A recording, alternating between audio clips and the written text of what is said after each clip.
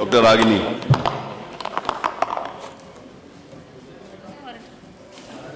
आदरणीय अध्यक्ष महोदय, मैं आपका आभार व्यक्त करना चाहूँगी कि आपने 2047 के उत्तर प्रदेश के विजन पे चर्चा करने का अवसर दिया और विपक्ष के तौर पे ये कहा गया कि हमें जो है वो सुझाव रखने हैं। अध्यक्ष जी, 9 वर्षों की जब से ये सरकार है, लगातार विपक्ष और हमारे राष्ट्रीय अध्यक्ष श्री अखिलेश यादव जी आप लोगों को सुझाव देते आए हैं, लेकिन आपने ना तो सुझाव को सुना और ना ही उस पर कोई कार्य किया।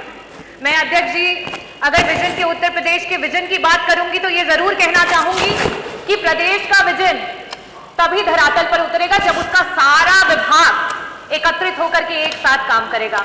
हमारे बेसिक शिक्षा मंत्री जी यहीं पे हैं।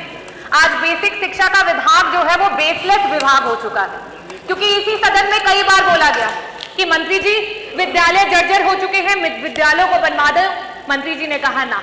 मंत्री जी स्कूलों में जो है शौचालय नहीं है, बनवा दीजिए। मंत्री जी ने कहा ना।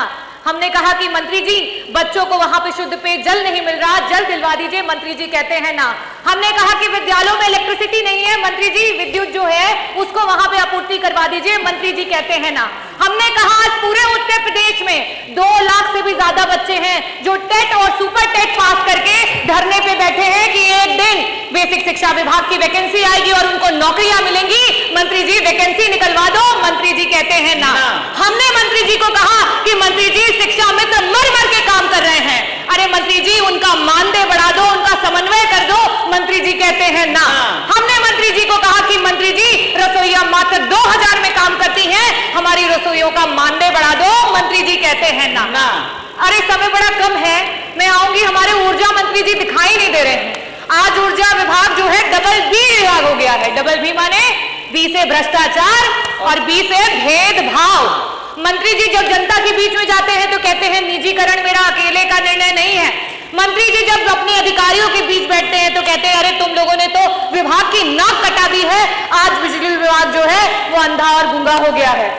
लेकिन वही जब इस सदन में मंत्री जी बैठते हैं और हम कहते हैं कि मंत्री जी निजीकरण जो है विभाग को मत बेचो, तो मंत्री जी कहते हैं ना।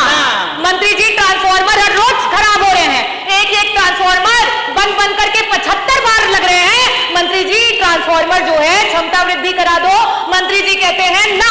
मंत्री जी को कहा जाता है कि मंत्री जी आपके विभाग में पॉलिसीज खराब हैं, आपके जो पॉलिसी बनाते हैं आपके चेयरमैन वो एक IAS ऑफिसर है, शायद उनको विभागों का ज्ञान ना हो। मंत्री जी IAS ऑफिसर हटा करके समाजवादियों ने जिस तरीके से इंजीनियर को वो पद दिया था उनको वो पद दिलवा दो। मंत्री जी कहते हैं ना। मैं यही कहना चाहूंगी कि ऊर्जा विभाग मंत्री है नहीं, बड़ी बड़ी बातें करते हैं और उन्हीं के डिस्कॉम में पश्चिमांचल में आज इतना भेदभाव है कि सिर्फ एक ही जाति का व्यक्ति, वो कहते हैं हम बनिया की दुकान नहीं चलाते, और पश्चिमांचल डिस्कॉम में सारे एक्सीएन सारे MD सिर्फ एक ही जात के भरे गए हैं और मंत्री जी कहते हैं ना। हमारे स्वास्थ्य मंत्री दिखाई नहीं दे रहे हैं क्योंकि बड़ी निराशा हुई कि हम विजन पे चर्चा कर रहे थे और मंत्री जी ने जब अपनी बात करनी शुरू की तो अपने 9 साल के कार्य नहीं गिनाए। मंत्री जी का तो विभाग रेट्रोग्रेड विभाग हो चुका है क्योंकि उन्होंने अपने 9 साल के कार्य नहीं गिनाए, उन्होंने तो पुराने कार्यकालों को गिनवा करके अपनी बात शुरू की। अपने विभाग के उन्होंने अस्पताल नहीं बताया, सबसे पहले गेहूं के उत्पादन से बात की, तो ये अपने में दर्शाता है कि हमारे जो मंत्री जी है वो क्या कर रहे हैं। मंत्री जी को कहो कि इंफ्रास्ट्रक्चर ठीक करा दो, डॉक्टर दिलवा दो, ICU के बेड बढ़वा दो, दवाइयां दिलवा दो, तो मंत्री जी कहते हैं ना। हम उस सरकार से विजन की बात सुन रहे हैं जिस सरकार में आज सरकार के मंत्री जो है वो रोड पे बैठकर धरना देने को मजबूर हो गए। हम उस सरकार से आज विजन की बात सुन रहे हैं जिनके मंत्री आज हम उप केंद्र की बात कर रहे हैं कि जौनपुर में सदरनगंज में जो है हमें उप केंद्र की आवश्यकता है, मछली शहर में बनवा में उप केंद्र की आवश्यकता है। आपके खुद के विधायक धरना दे रहे हैं लेकिन मंत्री जी कहते हैं ना।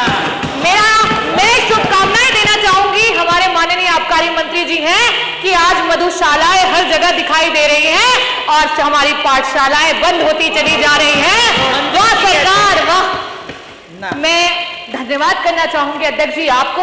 हमारे संसदीय मंत्री जी इस समय नहीं है, आज बहुत ऊंची बात कर गए मंत्री जी, बहुत बड़ी बात कर गए। उन्होंने कहा कि जापान में 50% से भी ज्यादा बुद्धिज्म को फॉलो किया जाता है, बौद्धिस्ट है। लेकिन उनके बच्चों को क्या सिखाया जाता है? उनके बच्चों को यह बताया जाता है कि अगर भगवान बुद्ध भी आ जाए और आपके देश के खिलाफ बोले तो आप बुद्ध के खिलाफ चले जाइएगा। ये आपका देश प्रेम है। हमारा देश 80% हिंदुओं का है। 2011 के सेंसस से बता रही हूं, लेकिन उसके बाद भी अपना देश का हिंदू जो है वो खतरे में है। आप किसी मंचों से ये बात कह दें या हमें कहने को बोल दें कि हम अपने बच्चों को ये सिखा सके कि अगर श्री राम भी आ जाए और आपके देश के खिलाफ बोले तो आप उनको भी नकार देना, क्योंकि आपके लिए सबसे पहले आपका देश है और उसके बाद धर्म है। जो धर्म पे सियासत करते हो वो इन बातों को क्या बोलेंगे? और इसीलिए जापान आज विकसित देश है और आज हम कहां पे हैं? आज अभी हम डेवलपिंग कंट्री हैं। मैं अध्यक्ष जी आपका आभार व्यक्त करना चाहूंगी कि आपने मुझे विजन पे अपनी बातों को रखने का अवसर दिया और मैं चंद बातों से अपनी बातों को खत्म करूंगी। अभी पूरा नहीं हुआ है क्योंकि विभाग तो बहुत सारे हैं। अगर बोलने पे आती तो सारे विभागों की, आपके सारे विभागों की धरातल की स्थिति, और आप जो ये बात कह रहे हैं आपको बुरा लगेगा।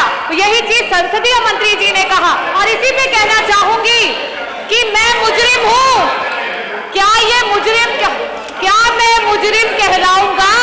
अरे सुन तो लीजिए, अरे सुन तो लीजिए, अरे हिम्मत तो रखिए, अरे सुन तो लीजिए।